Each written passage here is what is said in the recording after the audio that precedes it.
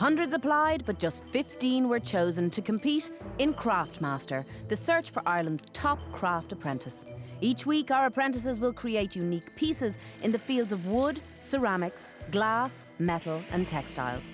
And each week, one lucky winner will go forward to our grand finale, where the judges will include Louise Kennedy and Paul Costello. And the prize? A stand at Showcase, Ireland's international craft fair. Our resident judges are Brian McGee from the Crafts Council of Ireland and Derek McGarry from the National College of Art and Design. Showcase could make or break your business. If you go there and you end up with lots and lots of orders to fulfill, it could set you up for the future.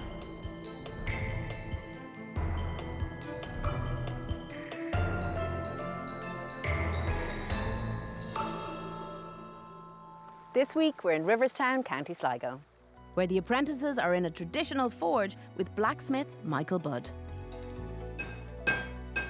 Originally from Portsmouth, where his father too was a master blacksmith, Michael produces bespoke pieces using traditional techniques. There's still a huge demand in Ireland for hand-forged metalwork, and Michael is looking forward to sharing his passion for metal with his 3 apprentices. If they can come away from this and get some of the love that I have for it and wanting to explore it more, then I'll be really happy. The apprentices' work will be judged on design, craftsmanship and marketability by our resident experts, Derek McGarry and Brian McGee, who are joined this week by top blacksmith and lecturer, Adrian Legg. Hiya, how you doing? Nice to meet you. Hiya, nice to meet you. Hiya, nice to meet you. Michael needs to test the core blacksmithing skills of his 3 apprentices. He's going to get them to make a simple poker. First, he demonstrates the techniques of hammering a point, forging a scroll and bending a twist. After a quick quench in the bucket, the job's done. Now you can see, finished poker. Very, very simple techniques. Now it's the turn of our 3 apprentices. Edward Cook is a stay-at-home dad from Rush in North County Dublin, who divides his time between caring for his young family and creating jewellery. But he reckons it's time for a fresh challenge. I just want to move up a scale. I want to see what I'm capable of, creating larger pieces. It's going to open so many opportunities. It's going to be fantastic. It was a little bit shaky to begin with, but it was good to get the feel of the metal then under the hammer, and it stretches out and you can really feel the forging process. Suzanne Rogers from Foxrock in Dublin has a degree in metalwork and is studying for her master's at NCAD. She's looking forward to putting her credentials to the test in Michael's forge. Yeah, I'm really excited about just totally getting stuck into it, giving it my best shot, hopefully bring that forward with my career. But Suzanne's not getting off to a good start. It was kind of coming down on the edge of the hammer, so instead of like spreading the metal or thinning the metal out, it was just marking it in big dents. A hammer control does need a lot of work, and she's going to have to really pull herself up on that. Working mum Anne Cronin is a visual artist from Ennis, County Clare. I've a lot of experience working with paint and clay, but my only experience with metal so far has been trying to keep my 14-year-old car on the road. I really want to see what I can come up with rather than, you know, just making kind of a functional piece. But Anne was great. She was really, really good. I was just very impressed with her. Oh, that was awful. It's really hard with the time. Yeah. It was a good indication of what we've got to do to get these people up to speed, to end up with something that is really good enough to go on and win. And now it's time for the apprentices to explain their ideas for their competition pieces. First up is Suzanne, who's designed an oval-shaped portable fire pit to take to the beach or camping. I don't know, that kind of size, Right. except it was not massive. I mean, it has to be About porous. 400 mil. I'd be worried about the base, because if you want it a functional piece, a functional fire, you need thick stock. If you try and do something thin with it, it will burn out in no time. It is feasible. I'm excited to see how you go about it. It's a great piece, and I'm excited about seeing it come together. So is it going to be wall-mounted or...? Yeah. Yeah, wall-mounted. Yeah, that's so- kind of- Anne's creating a more artistic piece, an octopus-inspired coat From the rack. front, I thought 25 mil bar for the front too, so there'll be about 2.5 to 3 foot. That is huge stock that she wants to forge. If we have 3 or 4 weeks, you'd achieve that no problem. No. Somebody else will do it in 3 and 4 weeks. I'll do it in 3 days. It's not inconceivable that she could do herself an injury shifting that thickness of stock when she's not trained. I'm really going to just go at it hammer and tongs, as they say, and we'll see what the next few days reveal. And this is kind of the idea that... Edward's design is a 2-metre tall chair, a concept based on a giant piece of cutlery. It is a fork still, but it's Yeah. not as obviously blatant. This is the largest piece I've ever worked on, so this is really pushing it for me. By the end of it all, your arm's going to be hanging off. Looks like there's going to be a lot of work in it, so I can't wait to really just get into it now, get stuck in and see how it goes. While Anne and Suzanne will be using new stock, Edward wants to create his chair from recycled materials. In the scrapyard next door, I found a good amount of old cartwheel hoops, so I'm going to use those as the metal for the chair. I'm pretty sure that wrought iron as well, so that's going to be very nice to work with. So the apprentices strike on with their competition pieces, and true to her earlier promise, Anne's going at it hammer and tongs. It was unbelievable seeing her really go at it. She attacked it. Well, so there you go, that's straight now. I went at it as hard as I could. Meanwhile, Suzanne is shaping the oval which will be the foundation of her fire pit. It's going to be the base of the fire, so everything else is formed around that. So that's why it's so tedious. Just you have to literally bend it centimetre by centimetre to get the right shape. Because if that's off, the whole thing is going to be thrown. So it has got to be right for it to work.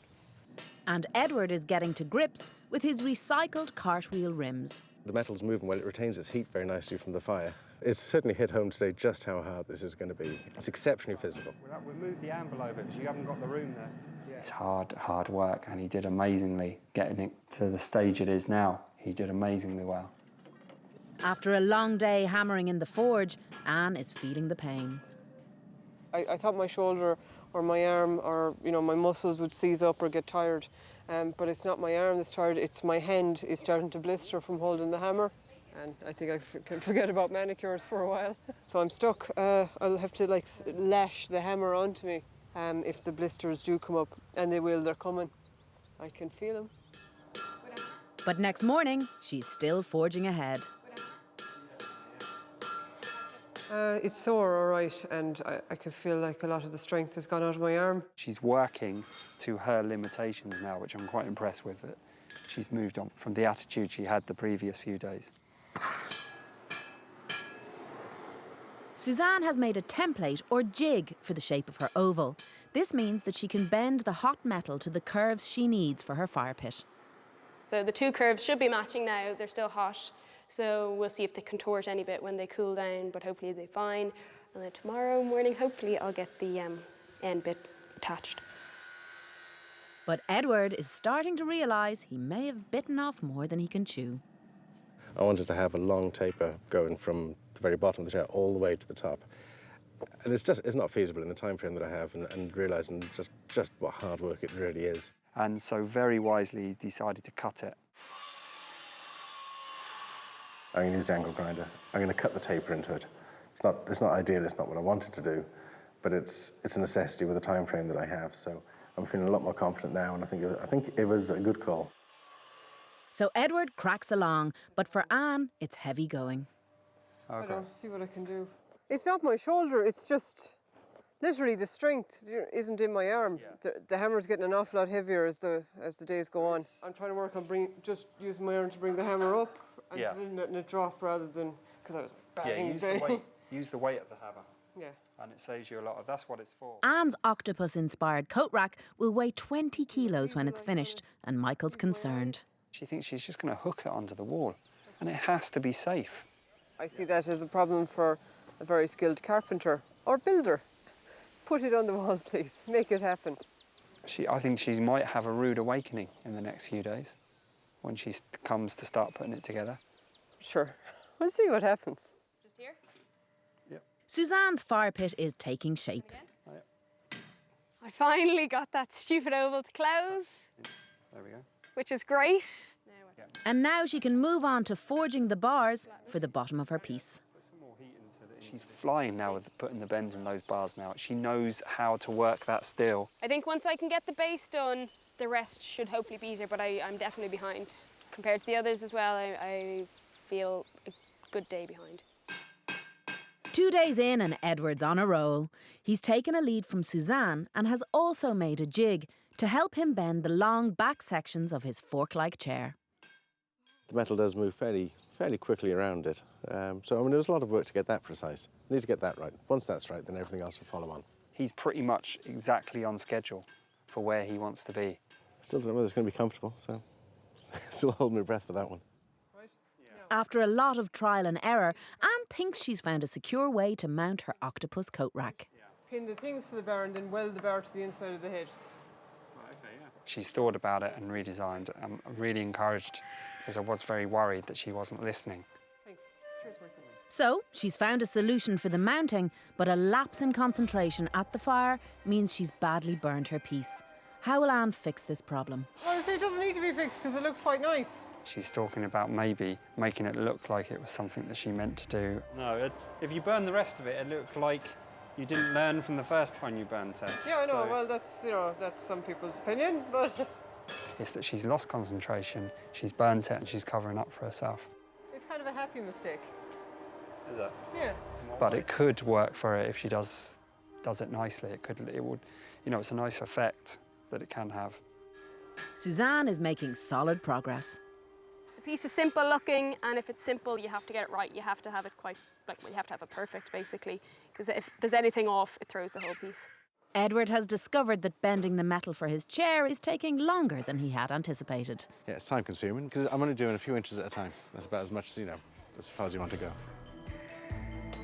I think by this time tomorrow, if I haven't got to where I want to be, I'm going to be beginning to panic a bit, so the pressure will be on then.